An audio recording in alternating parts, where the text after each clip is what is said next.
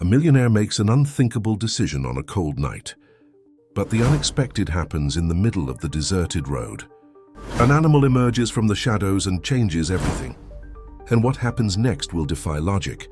The biting wind of the night made the trees dance a somber melody along the deserted road. Albert Mendelssohn, one of the most influential businessmen in the country, held a small bundle tightly in his arms, his hands trembling not just from the cold, but from the weight of the decision he was about to make. His black Porsche, parked on the shoulder, was the only silent witness to this moment that would forever change the fate of several lives. The baby in his arms, wrapped in a worn blanket, slept peacefully, oblivious to the drama unfolding around him. His tiny eyes, which would never see the colors of the world, remained closed in deep slumber. Albert looked once more at the helpless creature, his own flesh and blood, and felt his heart tighten. How could a Mendelssohn, heir to an empire, be born with such a limitation? The child's blindness was a stain on his perfect lineage, an insurmountable obstacle to his grand plans. "Forgive me, little one," he whispered, his voice choked with contained emotion. "But this world is not ready for you, and you are not ready for it." Carefully, he placed the baby near a large tree, making sure the blanket protected him adequately from the cold. His hands hesitated for a moment before finally pulling away from the child. As he walked back to the car, a distant neigh cut through the silence of the night. It was a different sound, almost supernatural, as if carrying a hidden message. Albert felt a shiver run down his spine, but he attributed the sensation to the icy wind blowing stronger and stronger. Behind the wheel of his Porsche, he looked, one last time in the rearview mirror, observing the small bundle he had left behind. The words of his wife, Caroline, echoed in his mind. "He is special, Albert. There is something different about him, something that goes beyond his condition." But Caroline was no longer there to defend their son. Her untimely death, shortly after giving birth, had been the catalyst for this drastic decision.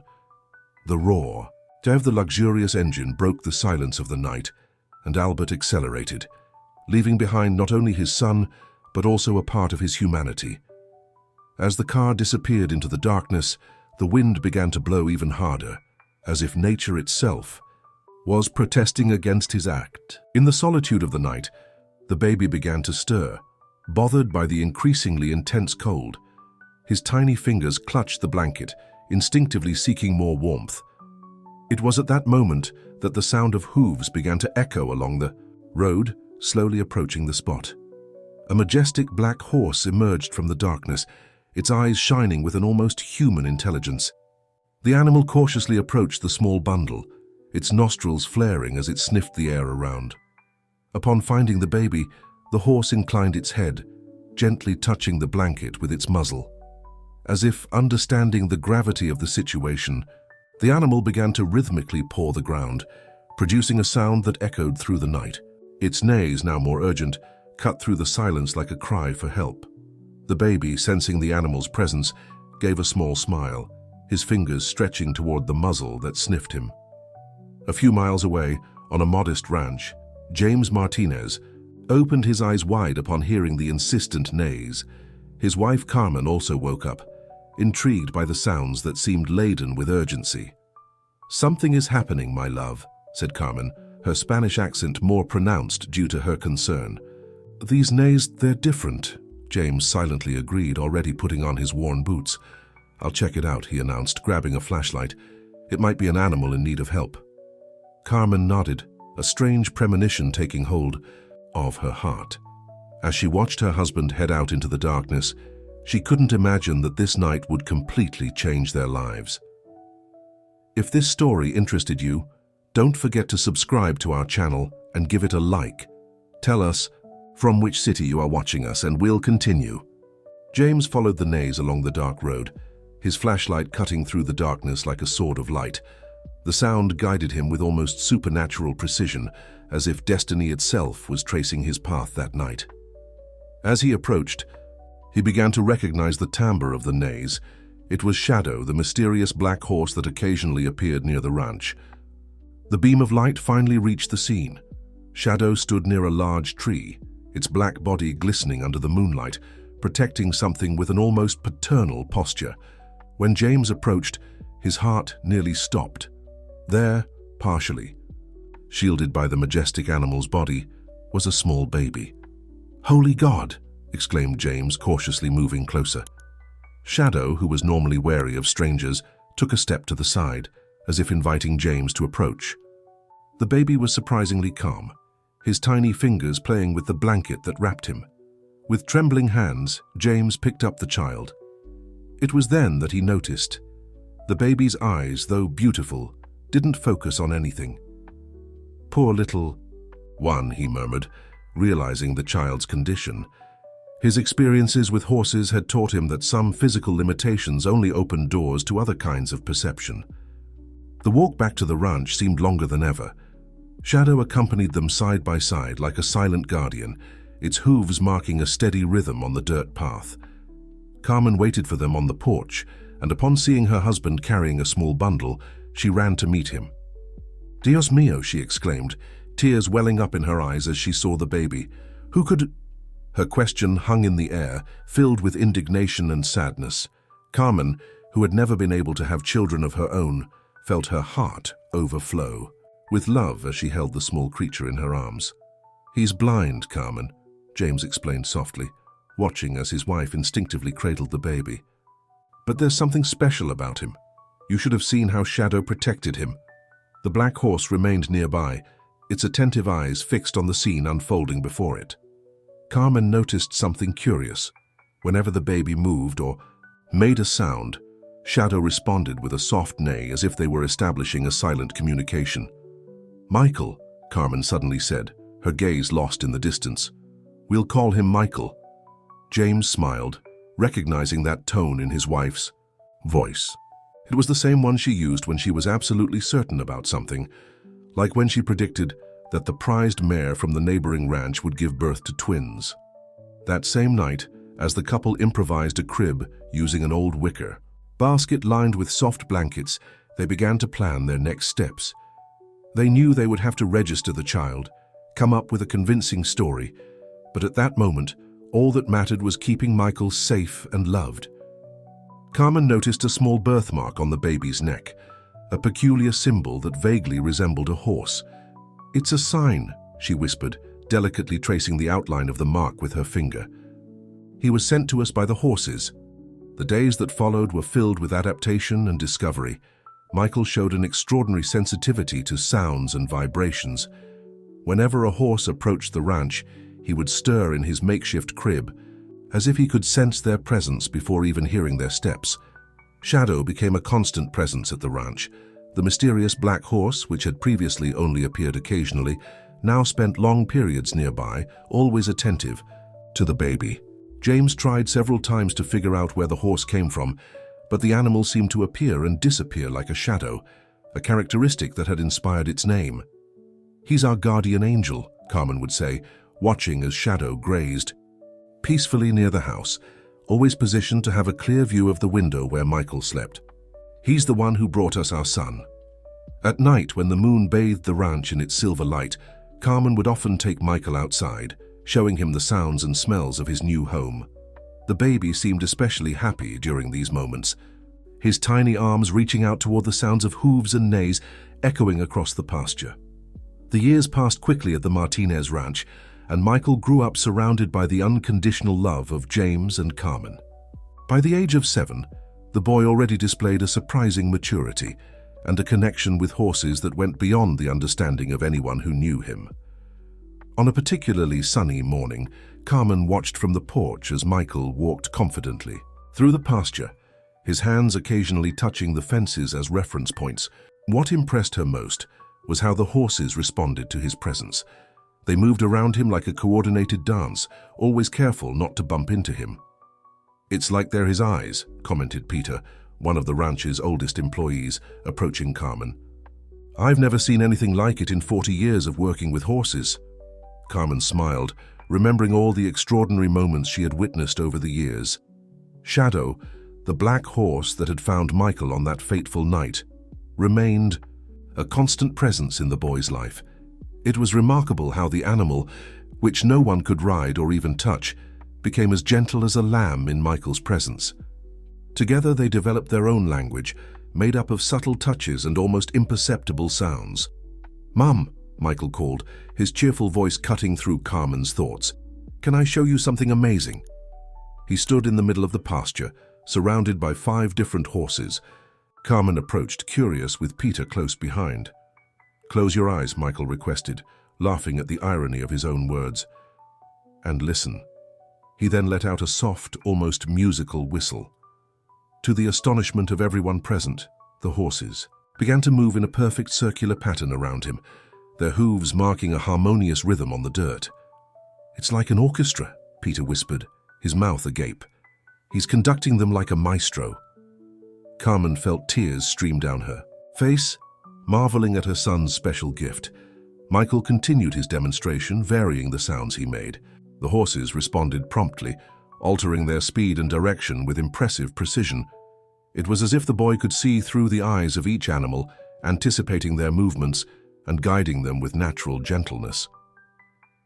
That afternoon, as Carmen prepared lunch, James entered the kitchen with a worried expression.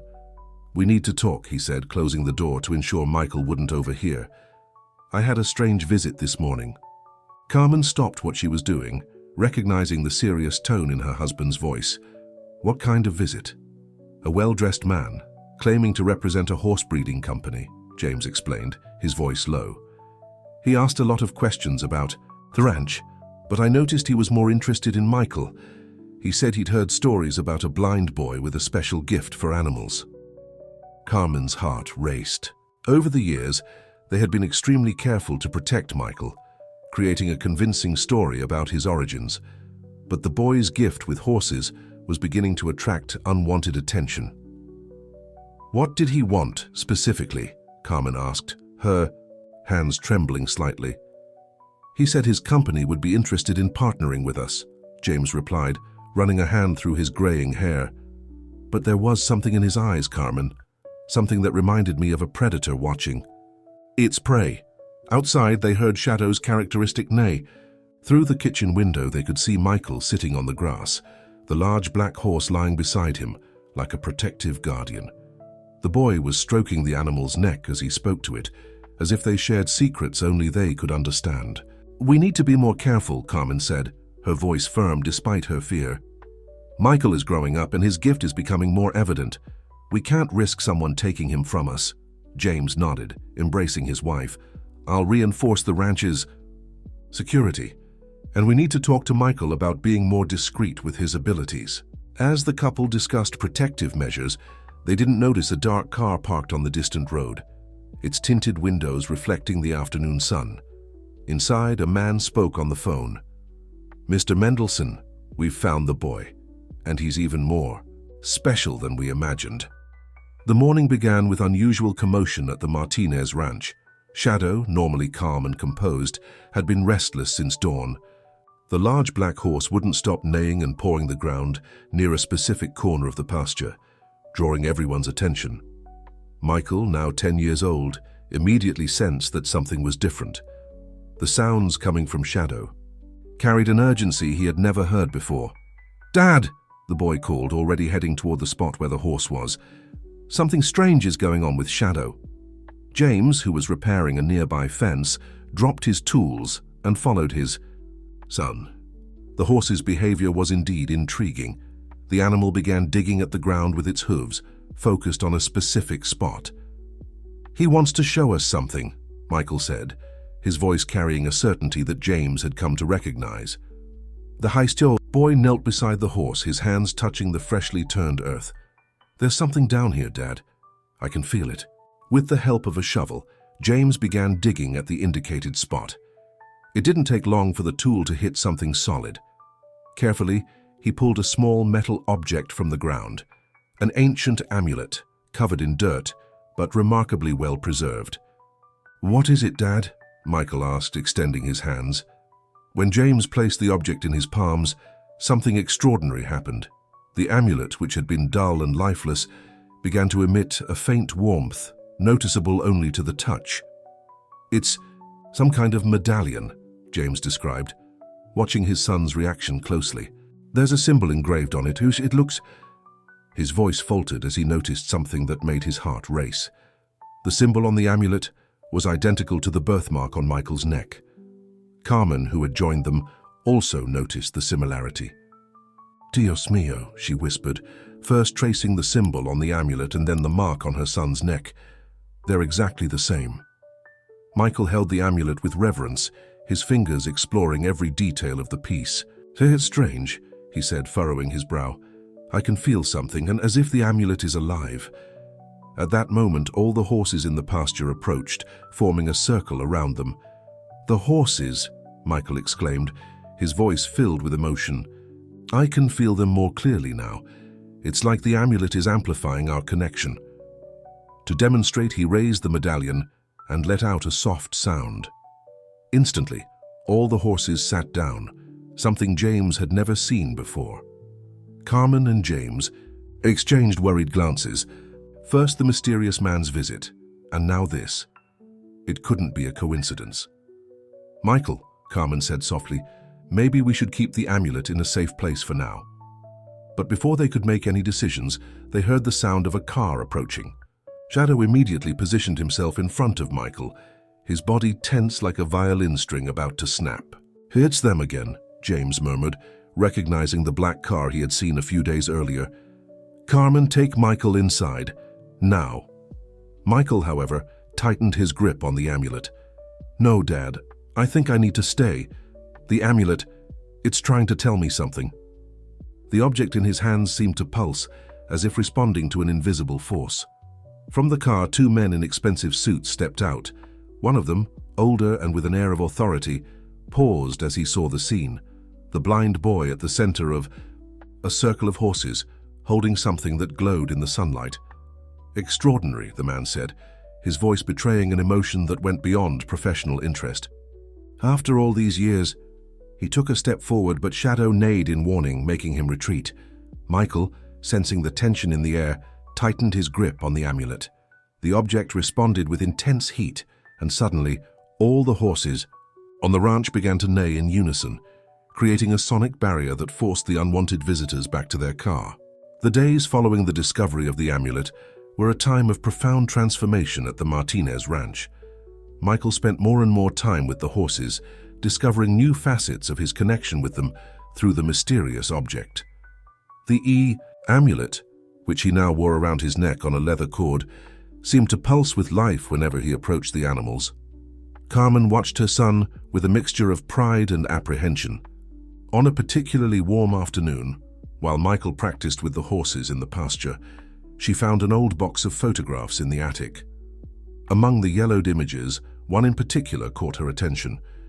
It was a newspaper clipping from 15 years ago showing a young businessman standing next to a prized mare. "James," she called, her voice trembling slightly. "Come see this." When her husband arrived, she pointed to the photo. "Look at the symbol on the ranch's crest." It was identical to the one on Michael's amulet. "Hacienda Mendelssohn," James read softly, "one of the largest horse breeding operations in the country." His voice faltered as he recognized the man in the photo. He was younger, but unmistakably the same man who had visited the ranch days before. In the pasture, unaware of his parents' discovery, Michael was experiencing a new dimension of his ability. With the amulet in his hands, he could feel not just the presence of the horses, but their emotions, their most basic thoughts. It was as if an invisible curtain had been lifted from his perception. "They have so much to teach us," he explained to Shadow, who remained his closest companion. The black horse responded with a soft neigh, nuzzling the amulet. At the moment of contact, Michael had a vision, not with his eyes, but with something deeper. He saw a large ranch, magnificent horses running free, and a woman with a gentle smile caressing her pregnant belly. The vision left him stunned. "Mom," he called, his voice filled with emotion. "I think I saw something. Someone." Carmen and James ran to him, the newspaper clipping still in Carmen's hands. "What did you see, son?" Carmen asked gently, embracing him. "A woman. She was expecting a baby," Michael replied, his hands trembling slightly. "And there were horses, lots of horses. It was a different place, bigger than our ranch. Carmen and James exchanged meaningful glances. In the newspaper clipping, next to the young businessman, was a smiling woman, Caroline Mendelssohn, according to the caption. She held the reins of a prized mare and wore a necklace with a pendant very similar to the amulet Michael had just found. "Michael," James began, choosing his words carefully, "I think we need to talk about some things we've discovered." Before he could continue, however, the sound of several cars approaching interrupted the conversation. Down the dirt road, a small caravan of luxurious vehicles was heading toward the ranch. Shadow immediately took a defensive position, and other horses responded to his silent command, forming a protective circle around Michael. "There are 3 cars," Michael said, his head slightly tilted as he processed the sounds. "And there's something different this time. They've brought more people." From the first car stepped the same elegant man as before, Albert Mendelssohn. But now his expression was different, more determined. In the other vehicles, men in dark suits carried briefcases and documents. "Mr. and Mrs. Martinez," Albert called, his authoritative voice cutting through the afternoon air. "I believe it's time we had a serious conversation about the past and about Michael's future." The amulet around Michael's neck began to emit intense heat, and all the horses on the ranch, even those in the distance, began to approach, as if responding to a silent call. The sky, which had been clear, began to darken with storm clouds, heralding a tempest. The wind blew stronger and stronger, carrying dry leaves and dust in small whirlwinds across the pasture. Albert Mendelssohn remained impassive in the face of the extraordinary scene unfolding before him. Dozens of horses approaching in formation, guided by a blind boy holding a glowing amulet. "Impressive," he murmured, more to himself than to the others. Exactly as Caroline predicted. Upon hearing that name, the amulet in Michael's hands pulsed with greater intensity. "Who is Caroline?" Michael asked, his voice clear and firm, rising above the sound of the wind. The question made Albert falter for the first time, a shadow of emotion crossing his usually controlled face. "Caroline was my wife," he replied, taking a step forward. "And your biological mother, Michael." The revelation struck the ranch like a bolt of lightning, causing Carmen to grip James's hand tightly. Michael remained silent for a moment, processing the information. The amulet in his hands seemed to respond to his emotions, emitting waves of heat that the horses around him could feel, making them restless. "She had a special gift," Albert continued, his voice now softer. "A unique connection with horses, something I've never seen in anyone else. Until now." He looked meaningfully at Michael. "That amulet you found, it belonged to her." "Why?" Michael asked simply, a single word carrying 15 years of absence and doubt. Albert swallowed hard, visibly disturbed for the first time. "I made a terrible mistake, son. When you were born, after your mother," he paused, recomposing himself. "I didn't understand. I didn't realize that your condition wasn't a limitation, but a gift. Caroline tried to explain it to me, but I was blinded by my own ambition and prejudice." As he spoke, heavy raindrops began to fall, but no one moved. The horses remained in formation, creating a protective barrier around Michael, James, and Carmen. "The Mendelssohn Empire is crumbling," Albert continued, the rain now streaming down his face. "Our horses, they're different, restless, impossible to train. It's as if they've lost the connection Caroline had with them. We need you, Michael." "No," Carmen interrupted, her voice trembling with emotion. "You can't show up after 15 years and just take him away." Michael raised his hand, gently silencing his adoptive mother's protest. The amulet around his neck glowed intensely now, even in the heavy rain. "I can feel," he said, touching the object. "I can feel her here, my mother. Caroline." His words made Albert take an involuntary step back. "She left a message in the amulet, something I can only understand now." With a smooth motion, Michael raised the amulet. At that instant, all the horses on the ranch, including Shadow, raised their heads in unison, creating a striking image under the storm. "The horses don't need an empire or fortune," Michael declared, his voice carrying a wisdom beyond his years. "They need love, respect, and freedom. That's what my mother tried to teach you, wasn't it? Albert lowered his head, tears now mixing, with the rain on his face.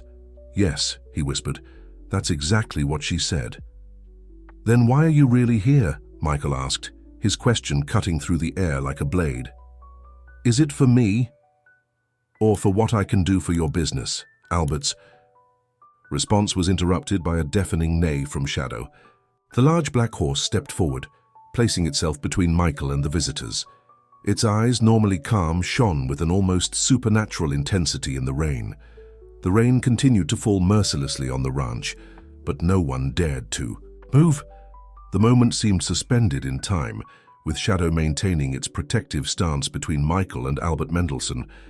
The amulet around the boy's neck pulsed with increasingly intense energy, as if responding to the tension of the moment. Michael, Albert called, his voice now softer, almost pleading. Let me show you something. He signaled, and one of his assistants brought forward an old briefcase, shielding it from the rain under his jacket. Carefully, Albert retrieved a set of yellowed letters from the briefcase. Your mother wrote these letters in the final months of her pregnancy. Somehow she knew you would be special. Michael extended his hand, and Carmen, understanding his gesture, stepped forward to take the letters. She began to read aloud, her voice choked with emotion. My dear son, I can feel you growing inside me, and with you something extraordinary grows as well. The horses know. They come closer than ever, as if they can sense your presence. Your father doesn't understand yet, but you will carry a precious gift. As Carmen read, the amulet began to glow more intensely. Michael could feel each word reverberating within him, as if his biological mother were there, speaking directly to him. There's more, Albert said, retrieving a document from the briefcase. Caroline left a will. She established a special fund, separate from the Mendelssohn fortune, a fund dedicated to the preservation and protection of horses, which could only be accessed when you were ready. James stepped forward, his expression serious. And why should we believe you now? After everything you've done? Because I'm failing, Albert admitted, the rain streaming down his aged face.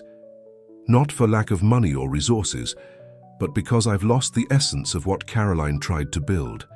The horses, they simply don't respond anymore. It's as if they know I betrayed her trust. Michael gripped the amulet in his hands, and a wave of understanding washed over him. Through the object, he could feel echoes of memories, his mother singing to the horses, sharing with them a deep and sacred bond. Come with me, Albert pleaded. Return to Hacienda Mendelssohn. Help me rebuild your mother's legacy. The fund she left, it's enough to transform the property into a sanctuary for horses. Carmen and James exchanged glances, their hearts heavy. They had always known this day might come, but the reality was more painful than they had imagined. Michael, Carmen said softly, whatever you decide, you will always be our son. The boy remained silent for a few moments, his mind processing everything he had discovered. The amulet around his neck felt lighter now, as if it had fulfilled part of its mission by revealing the truth. I can feel the horses at Hacienda, Michael finally said. Through the amulet, I can feel their sadness, their confusion. They need help. He paused, turning toward his adoptive parents. But this ranch is my home. You are my family. Shadow neighed softly, as if wanting to join the conversation. The large black horse approached Michael, nuzzling the amulet.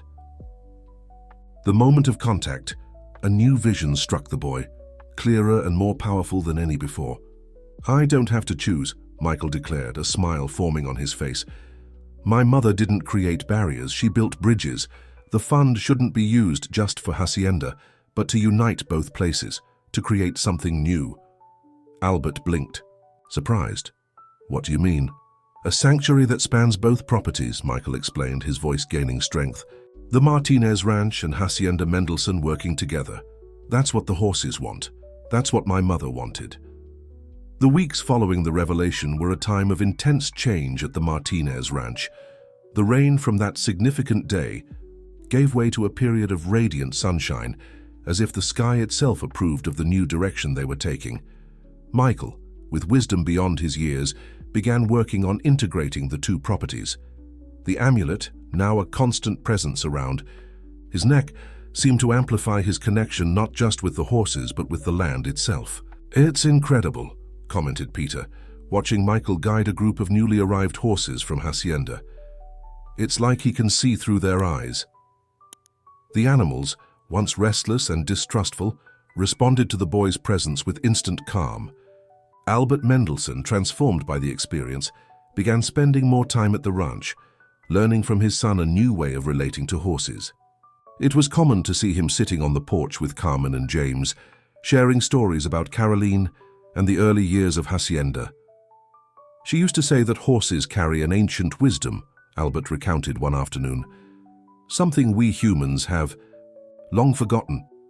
As he spoke, he watched Michael in the pasture, conducting a special session with a group of traumatized horses that had recently arrived. The amulet had revealed more of its secrets. Michael discovered that, in addition to amplifying his connection with horses, the object contained memories of his mother, fragments of ancestral knowledge about the relationship between humans and equines. "It's not just training techniques," Michael explained to his parents during dinner. "It's a different way of seeing the world. Horses don't need to be tamed or controlled. They choose to cooperate when treated with respect and love." The sanctuary project began to take shape. Architects were hired to design natural passages between the two properties, allowing the horses to move freely. The old office at Hacienda was transformed into a center for equine behavior studies, with a special emphasis on natural healing and rehabilitation methods. Shadow, as always, remained Michael's silent guardian. The mysterious black horse, which no one had ever been able to tame, played a special role in the sanctuary. It seemed capable of identifying horses that needed special attention, guiding Michael to them. On a particularly significant morning, while Michael worked with a group of newly arrived horses, Albert approached him with a leather-bound volume. "I found this in your mother's old office," he said, handing the book to Carmen, who was nearby. "It's her diary. There are years of research here, observations on horse language, ancient healing techniques." Carmen began flipping through the diary, her eyes widening with each page. "Michael," she called, "your mother documented everything. She knew that one day someone with a special gift would need this knowledge." Michael smiled, touching the amulet. "She always knew," he said softly. "It wasn't just about saving horses. It was about reconnecting people with something we've lost along the way." The sun began to set on the horizon, painting the sky with shades of orange and pink. The horses of the sanctuary, now in various stages of rehabilitation, grazed peacefully. In one corner of the pasture, a young blind foal had arrived, and Michael spent hours with it, teaching it to trust its other senses. "Look," Carmen whispered to Albert, pointing to the scene. Michael sat on the grass, the blind foal lying beside him, while Shadow stood guard nearby. The amulet glowed softly around the boy's neck, pulsing in rhythm with the heartbeats of the horses. "Carolina would be proud," Albert said, his voice choked with emotion.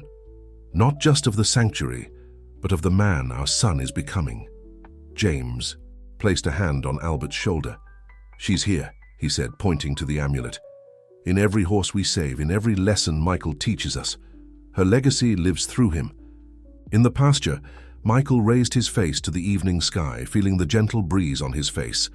Through the amulet, he could feel his mother's presence stronger than ever, guiding him in his mission to heal not just the horses, but also the hearts of the people around him. If this story interested you, don't forget to subscribe to our channel and give it a like. Tell us from which city you are watching us, and we'll continue.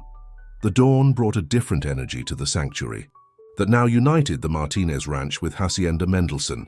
The first rays of sunlight illuminated a transformed property where fences had given way to natural corridors and old stables had been converted into recovery areas for horses in need. Michael, now 11 years old, had established a unique routine. Every morning, guided by Shadow and the power of the amulet, he would walk the boundaries of the property, connecting with each horse, sensing their needs and emotions. His sensitivity had developed to the point where he could identify an animal in distress even from a great distance. "It's amazing how he can do that," commented Laura, a newly hired veterinarian, watching Michael work with a particularly nervous horse. The animal, which had arrived at the sanctuary after years of abuse, wouldn't let anyone near. Michael doesn't just communicate with them, Carmen explained, overseeing the rehabilitation program. He understands their stories, their pain. The amulet seems to amplify that connection in ways we can't fully comprehend. That specific morning, something different happened. A group of important visitors had arrived at the sanctuary, representatives from an ancient European equestrian school. They had heard about the unique methods developed there and had come to see the work firsthand. "It's a pleasure to welcome you," Albert said, now very different from the cold businessman he used to be. "But I must warn you that our methods are unconventional." The group was led to an open area where Michael was conducting a healing session with several horses. The amulet around his neck glowed softly, and the animals moved around him in a harmonious pattern, as if dancing to a silent melody. "Extraordinary," whispered one of the visitors, an elderly woman with a strong German accent. "In 50 years of working with horses, I've never seen anything like it." Michael noticed the visitors and, with a gentle gesture, invited them to approach. "The horses say you've come from far away," he said, surprising the group. "They can smell the ocean on your clothes." The German woman, who introduced herself as Dr. Helena Weber, stepped forward. "Young Michael, we came because we heard stories about a place where horses are healed not through force or control, but through love and understanding." As she spoke, Shadow approached, his imposing presence causing awe among the visitors. The large black horse, normally wary of strangers, inclined its head toward Dr. Weber, as if recognizing her. "Interesting," Michael murmured, touching the amulet. "Shadow says you also have a special gift with horses. He can sense it." Dr. Weber smiled, moved. "In recent years, I've struggled to convince my colleagues that we need to change our approach. With horses, that traditional training methods aren't always the best. That's why we created this sanctuary," Javier interjected, joining the group, "to show that there's a different way." The visit lasted all morning, with Michael demonstrating how the sanctuary operated. Through the amulet, he could show the visitors how each horse had its own story, its own needs. "What you're doing here, Doctor," Weber said, "could revolutionize how we relate to horses worldwide." Albert, who watched everything with pride, realized the potential of the moment. "Perhaps it's time to expand our mission," he suggested, "to share this knowledge with more people."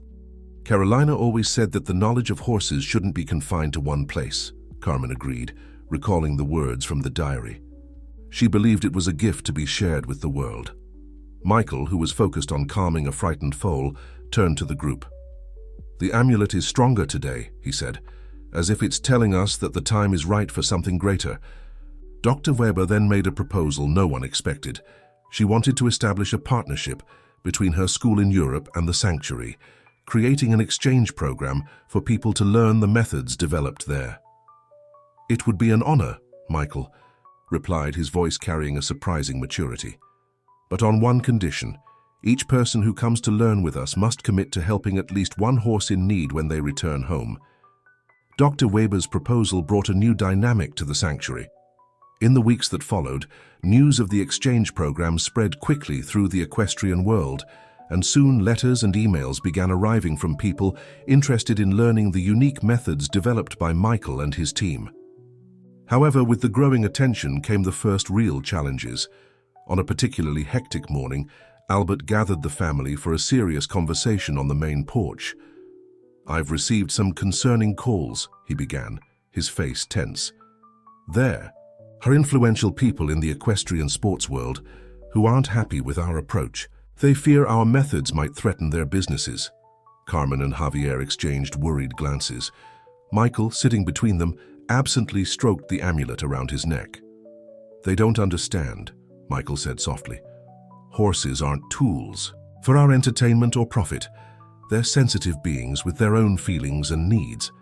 As if responding to his words, a group of horses approached the porch, led by Shadow. The large black horse seemed especially agitated, pawing the ground rhythmically. "Something's wrong," Michael said, standing abruptly. The amulet around his neck began to pulse with a more intense light than usual. The horses are restless. They sense something is coming. At that moment, Pedro came running toward the house. "Sir," he called out of breath, "there's a group of reporters at the main gate. They're demanding to come in and do a story on the sanctuary." Albert sighed, heavily. "I feared this would happen. The media has discovered our work and now they want to turn it into a spectacle. We can't allow that," Carmen said firmly. "This is a place of healing and peace, not a circus for public entertainment." Michael, who had remained silent, touched the amulet once more. An expression of understanding crossed his face. Maybe we can use this to our advantage," he suggested. Everyone turned to listen to him, accustomed to trusting his intuitions. "The horses are telling me we shouldn't fear exposure," he continued. "If people can see and understand what we do here, maybe we can change more hearts." "But how would we do that without compromising the animals' tranquility?" Javier asked, concerned. Michael smiled, an idea forming in his mind. "Let's invite the reporters to a special demonstration, but not the way they expect." With the help of the amulet, Michael organized something extraordinary.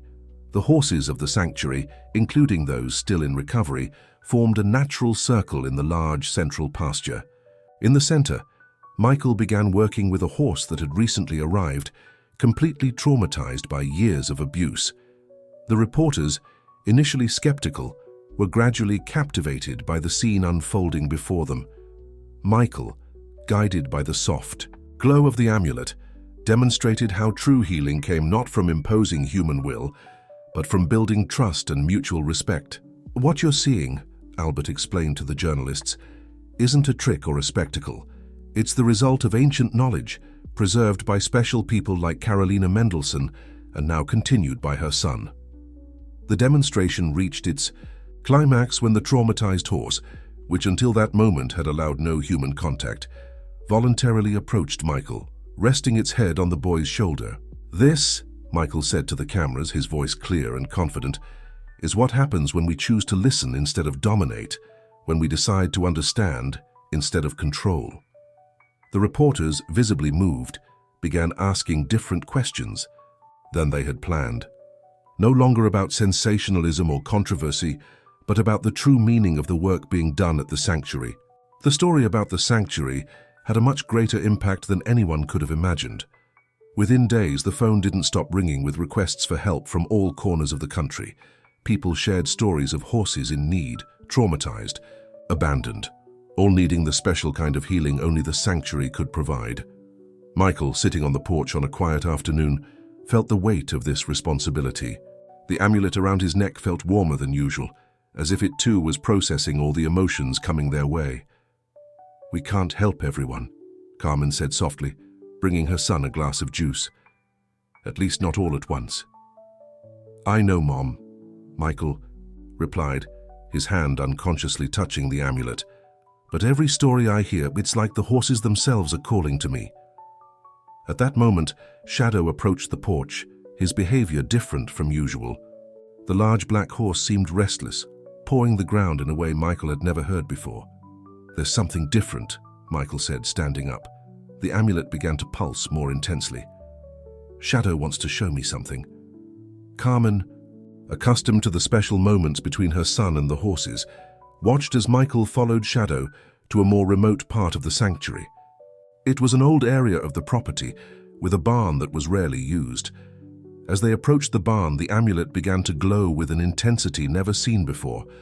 Michael could feel a warmth emanating from it, not uncomfortable but intensely present. "What is this?" he whispered, more to himself than to Shadow. The horse responded with a soft neigh, guiding him inside the barn. In the dark, dusty interior, Michael followed the warmth of the amulet like a compass. His sensitive fingers touched a loose board on the wall, and behind it, he found something surprising. An old diary, different from the one Albert had found earlier. "Michael," Carmen called, having followed them. "What did you find?" "A book," he replied, his hands carefully exploring the leather-bound volume. "And there's something familiar about it, as if the amulet recognizes it." Carmen took the diary, and upon opening it, her breath caught in her throat. Son, this was written by your mother. These are different notes, more personal. The yellowed pages contained not just observations about horses, but also letters addressed to Michael, written during Caroline's pregnancy. In one particularly moving entry, she described a vision she had. "My dear son, today the horses showed me something extraordinary. I saw you grown up, uniting people and animals in a way I never imagined possible. The amulet I will leave for you isn't just a family heirloom, it's a key to ancient knowledge, a link between two worlds that have long been apart." As Carmen read, the amulet around Michael's neck pulsed in sync with each word. Shadow remained close, as if guarding this sacred moment. "There's more," Carmen said, carefully turning the pages. "Your mother left specific instructions, Michael. She knew that one day you would find this diary when you were ready." Caroline's instructions revealed a much larger plan than anyone could have imagined. She had created a secret network of people dedicated to protecting horses, spread across the country. The amulet wasn't unique. There were others, each with its own guardian, waiting for the right moment to reveal themselves. "The horses aren't just animals," one of the last entries in the diary said. "They are guardians of ancient wisdom, of a connection to the earth that humans have forgotten. Michael, my son, your gift isn't just to heal horses, it's to help humanity remember that lost connection." As they absorbed these revelations, a familiar sound caught everyone's attention. It was Albert, who had arrived at the barn following, the footprints left in the dirt. "What did you find?" he asked, noticing the emotion on Carmen and Michael's faces. "Mom's true mission," Michael replied, his voice filled with purpose. "And now mine as well." The revelations from Caroline's diary completely changed everyone's perspective at the sanctuary. In the weeks that followed, Albert dedicated all his resources to locating the other guardians mentioned in his late wife's notes. "It's incredible," he said during a family meeting in the hacienda's library. "Carolina built all of this in secret, preparing the way for something much greater than we imagined." Michael, sitting between Carmen and Javier, held the amulet in his hands. The object seemed different since the discovery of the diary. Its energy was more focused, more directed. "I've made contact with 3 of the guardians," Albert continued, spreading a map on the table. "There's a woman in the north who works with wild horses, a veterinarian on the coast who rescues carriage horses, and a young trainer in the south who develops equine therapy techniques." "And they all have amulets like mine?" Michael asked. Fascinated. "Yes, but different," Albert replied. "According to your mother's notes, each amulet has a specific function. Yours, Michael, is the most important. It's what unites all the others." At that moment, Shadow appeared at the library window, his intelligent eyes fixed on Michael. The boy could feel that the horse had something to communicate. "They're coming," Michael said suddenly, standing up. "The other guardians, the horses, can sense their approach." As if confirming his words, the sound of several vehicles approaching reached them. Down the sanctuary's main road, 3 different cars were approaching, each carrying one of the guardians Albert had mentioned. The meeting was extraordinary. As the guardians approached each other, their amulets began to react, emitting a soft glow that seemed to create invisible connections between them. "So you're Carolina's son," said Sophia, the woman from the north, her eyes shining with emotion as she looked at Michael. "She told me we would meet one day, when the time was right." Dr. Marcus, the veterinarian from the coast, took off his amulet, showing how it was different from Michael's. "Each one has a unique symbol," he explained. "Mine represents physical healing, Sophia's represents wild freedom, and Anna's," he pointed, to the young trainer, represents emotional connection. "And yours, Michael," Anna added, "represents the union of all these aspects."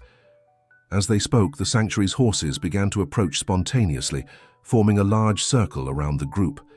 Shadow took his place beside Michael, as he always did, during important moments. "Carolina knew this day would come," Sophia said, her voice filled with wisdom. "She saw that the world was losing its connection with horses, turning them into mere tools for entertainment and profit. That's why she created this network, this sacred web of protection." Michael could feel through his amulet how each guardian brought a unique and special energy. It was as if pieces of a puzzle were finally coming together. "But why keep it? All a secret?" Javier asked, still trying to grasp the magnitude of what was happening. "Because the world wasn't ready," Dr. Marcus replied. "We needed to wait until there was a shift in people's consciousness, until they began to question how we treat these magnificent animals." "And now?" Carmen asked, watching as the amulets seemed to pulse in unison. "Now," Michael said, his voice carrying a certainty that came not just from him, but from a much older wisdom. "It's time to expand the work we started here, to create not just one sanctuary, but a network of them, connected by the same purpose." Albert, who had remained silent, watching everything with tears in his eyes, finally spoke. "Carolina knew. She always knew this would be bigger than all of us." The sunrise the next day found the sanctuary in a state of heightened energy, never before experienced. The four guardians, united for the first time, shared their experiences and knowledge, as their amulets created a spectacle of lights that seemed to dance in the morning air. "It's amazing how each of us developed a different specialty," observed Anna, the young trainer, as they walked through the pasture. "Sophia works with the wild essence of horses, Doctor. Marcus with physical healing. I with emotional balance. And Michael," Sophia added, "has the gift of uniting all these aspects, just as his amulet unites all the others." The group had decided to spend a few days together at the sanctuary, sharing knowledge and planning the next steps. Michael absorbed every moment with an insatiable curiosity, his amulet reacting to each new discovery. During a particularly touching demonstration, Sophia worked with a group of wild horses that had recently arrived at the sanctuary. Her amulet emitted a bluish glow as she communicated with the animals in a way that seemed to transcend the barriers between species. "Look, Michael," she called, signaling for the boy to approach. "Each horse has its own inner music. The secret is learning to listen to it." Michael approached, his amulet pulsing in sync with Sophia's. The moment he touched one of the wild horses, something extraordinary happened. All the amulets began to glow simultaneously, creating a pattern of light that expanded in all directions. "It's the network," Dr. Marcus exclaimed, marveled. "It's manifesting physically." Carmen, who watched everything beside Javier and Albert, felt tears stream down her face. "It's as if the sky is blessing this moment," she whispered, noticing how the light from the amulets seemed to connect with the sun itself. The sanctuary's horses, as if responding to a silent call, began to approach from all corners of the property. Shadow, as always, led the group, his majestic presence even more impressive under the mystical light emanating from the amulets. "Your mother foresaw this moment," Sophia told Michael, her voice choked with emotion. "She knew that when the Guardians united, a new era would begin for the relationship between humans and horses." Michael, touching his amulet, could feel his mother's presence stronger than ever. It was as if Carolina were there, smiling proudly at the son who had become exactly what she had dreamed. "There's something more," he said suddenly, his voice carrying that special certainty everyone had come to recognize. "The amulets, they're showing us something." The four guardians gathered in a circle, their amulets creating an increasingly complex pattern of light. In the center of the circle, an image began to form in the air, an ethereal map showing locations scattered across the country. "It's the other guardians," Anna exclaimed, recognizing some of the points on the map. "There are more of them than we imagined." Albert, who had approached to see better, felt his heart race. Carolina created a much larger network than any of him first imagined. "It's not just four guardians, there are dozens. And each of them," Dr. Marcus added, studying the map carefully, "must have their own amulet, their own specialty." Michael remained silent for a moment, processing the magnitude of what they were discovering. Through his amulet, he could feel not just the horses of the sanctuary, but distant echoes of other horses, other guardians, all connected by this invisible web of protection and healing. "Now I understand," he said finally, his voice carrying a wisdom beyond his years. "It's not just about creating sanctuaries or healing individual horses. It's about reconnecting the entire world with this ancient wisdom." Shadow approached Michael, nuzzling the boy's amulet. At the moment of contact, A wave of energy coursed through the entire network of light, causing the horses to neigh in unison, a sound that seemed to carry the entire history of the connection between humans and horses. The discovery of the true extent of the Guardian network brought a new energy to the sanctuary. In the days that followed, Albert and Dr. Marcus worked tirelessly to locate and contact the other Guardians marked on the mystical map, while Sophia and Anna helped Michael further develop his abilities. Each amulet is like a note in a grand symphony, Sophia explained, as they worked with a particularly challenging group of horses. And yours, Michael, is like the conductor who unites all the notes into a perfect melody. News about the work being done at the sanctuary began to attract even more attention. Journalists, researchers, and horse lovers from around the world wanted to understand the phenomenon happening there. But the most surprising thing was the horses themselves. They seemed to be responding to an ancestral call, arriving at the sanctuary on their own. "It's as if they know," Carmen commented, watching a group of wild horses that had mysteriously appeared on the property overnight, as if they're responding to a call only they can hear. Michael, who was becoming more attuned to his gift each day, began to have increasingly clear visions through the amulet. On a particularly significant morning, while working with Shadow, he had the most powerful one yet. "I can see," he exclaimed, his hands gripping the amulet, which glowed intensely. "I can see through the eyes of all the horses connected to the network." The other Guardians gathered around him, their own amulets responding to the energy of the moment. Through this shared connection, they too began to glimpse what Michael was seeing, a golden web of light stretching across the country, connecting horses and Guardians in a cosmic dance of healing and renewal. "It's bigger than we imagined," Anna whispered, awestruck. "It's not just the Guardians and their amulets, it's all the horses everywhere."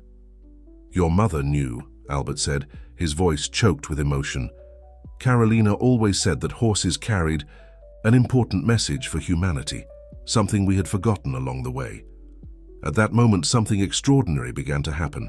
The amulets of the four Guardians began to pulse in unison, creating an energy field that expanded further and further. At the center of this field, Michael could see images forming, ancient memories, lost knowledge, secrets kept by horses over the centuries.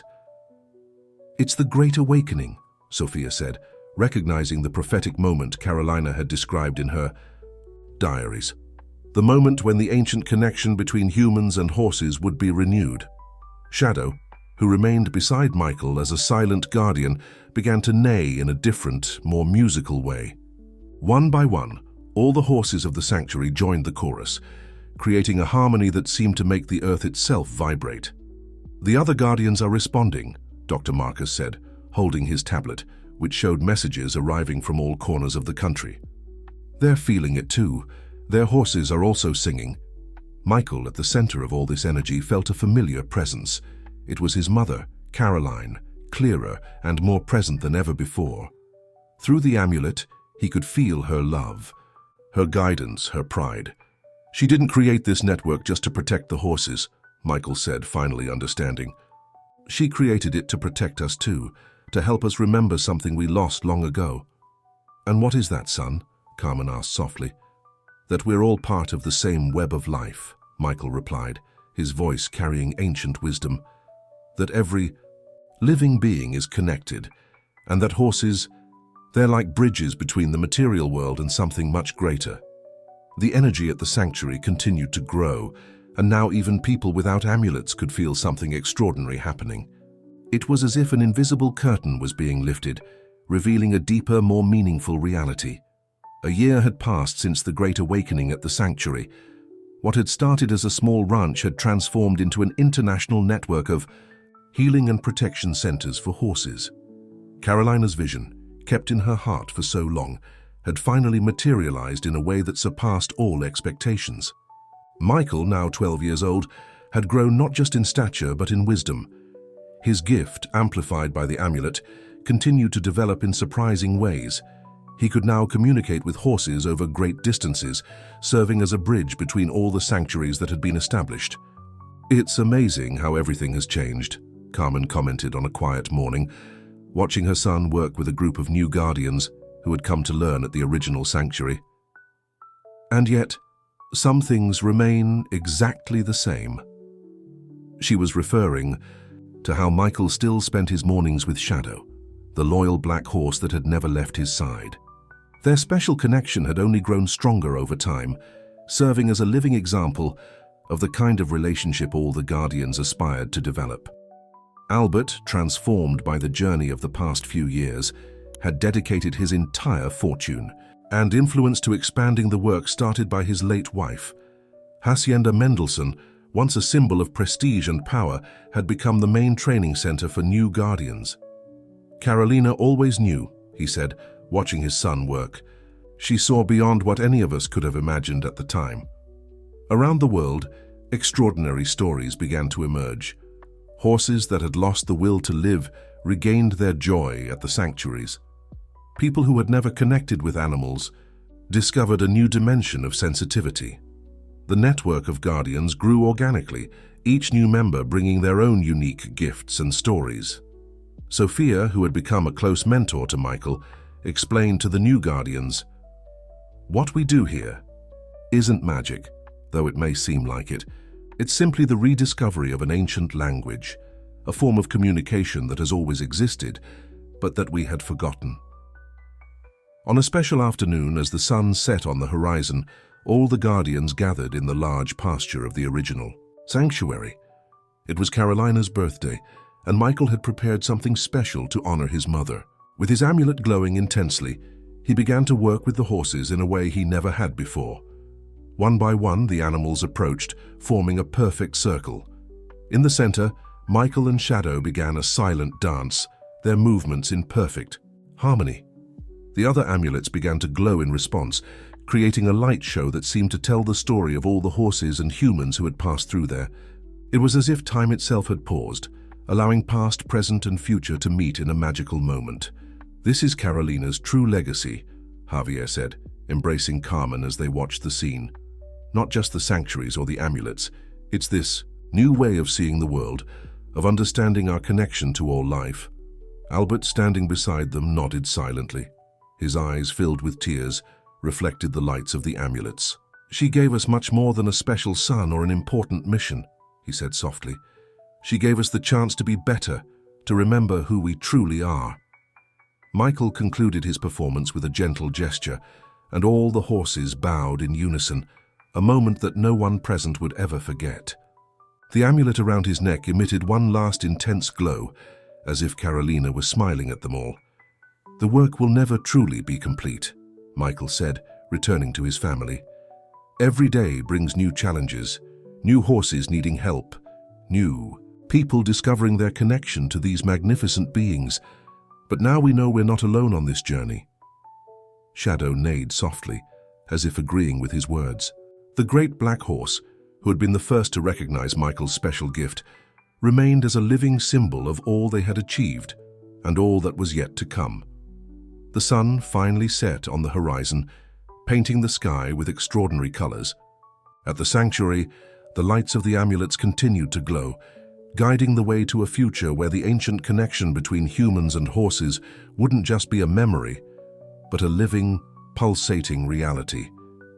If this story interested you, don't forget to subscribe to our channel and give it a like.